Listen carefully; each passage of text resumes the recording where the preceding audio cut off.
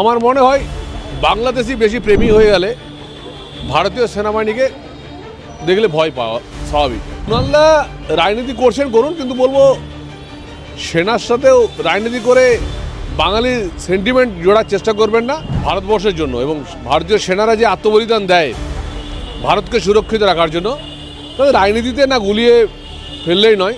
মমতা বন্দ্যোপাধ্যায় বিজেপিকে আক্রমণ করতেন মানা যেত। গতকাল আমরা দেখলাম যে সরাসরিভাবে ভারতীয় সেনা তাদেরকে আক্রমণ করলেন এবং বললেন কোথাও গিয়ে সেনাবাহিনীর ওপর নিয়ন্ত্রণ করছে বিজেপি সরকার। বিজেপির একজন সাংসদ আপনি এই বিষয়টিকে কীভাবে? একবার আমার মনে আছে 2021 সালের আগে 2020 সালে সেনাবাহিনী যখন রুট চেক করতে গিয়েছিলেন দ্বিতীয় হুগলি সেতু ব্রিজে, তখন মমতাদি নবান্ন থেকে নেমে বলেছিলেন দ্বিতীয় হুগলি সেতু ব্রিজে সেনাবাহিনী কেন? অ্যাকচুয়ালি উনি সেনাবাহিনীকে দেখে ভয় পান এই কারণেই। আমার মনে হয় বাংলাদেশি বেশি প্রেমী হয়ে গেলে ভারতীয় সেনাবাহিনীকে দেখলে ভয় পাওয়া স্বাভাবিক। উনি তার জন্য ভয় পাচ্ছেন। ভারতীয় সেনা ভারতবর্ষের প্রত্যেকটা বাসিন্দার ভারতীয়দের কাছে একটা প্রাণের প্রতীক, শৌর্যের প্রতীক, বীরত্বের প্রতীক।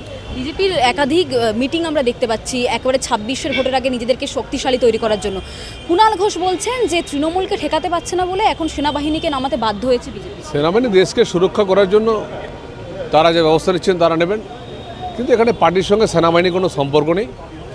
আমার মনে হয় বারবার করে বাঙালিরা যে আত্মবলিদান দিয়েছে ভারতবর্ষের জন্য এবং ভারতীয় সেনারা যে আত্মবলিদান দেয় ভারতকে সুরক্ষিত রাখার জন্য, তাদের রাজনীতিতে না গুলিয়ে ফেললেই নয়। কুণালরা রাজনীতি করছেন করুন, কিন্তু বলবো সেনার সাথেও রাজনীতি করে বাঙালির সেন্টিমেন্ট জোড়ার চেষ্টা করবেন না। আমরা বাঙালিরা এবার ঠিক বুঝতে পারবে।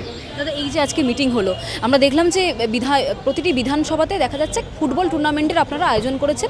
সেক্ষেত্রে তৃণমূলেরও একটি এমএলএ কাপ রয়েছে। কোথাও কি তৃণমূল থেকে একটুখানি অনুপ্রেরণা আমরা জানি না। ভারতবর্ষে মোদিজি সাংসদীয় কাপ, সংসদ কাপ আজকে 8 বছর ধরে চলছে। মোদির জন্মদিন উপলক্ষে? হ্যাঁ, মোদির জন্মদিন উপলক্ষে সংসদ কাপ হয়। অন্য জায়গায় অন্য রাজ্যে সংসদীয় কাপ হচ্ছে, এখানে সেটা নরেন্দ্র কাপ হচ্ছে। আরো ভালো ভালো খবর দেখতে সাবস্ক্রাইব করুন বাংলা হান্টের ইউটিউব চ্যানেল। বাংলা হান্টের আরো খবর দেখতে নজর রাখুন।